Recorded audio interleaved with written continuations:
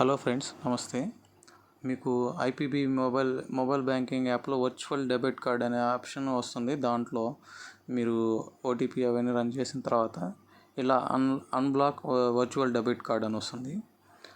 ఇది 24 అవర్స్ తర్వాత మనం ఈ ప్రాసెస్ అంతా చేసిన తర్వాత 24 అవర్స్ తర్వాత మీకు వర్చువల్ డెబిట్ కార్డ్ కనబడుతుంది అన్నమాట.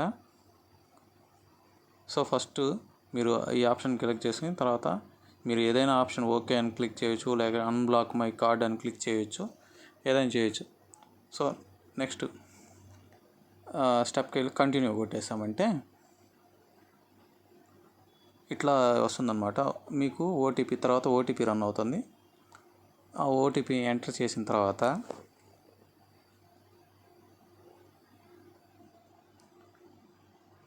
సబ్మిట్ అనే బటన్ కొట్టండి. తర్వాత ఇట్లా స్క్రోలింగ్ అయ్యి ఇలా virtual debit card unblock successful అని వచ్చింది. తర్వాత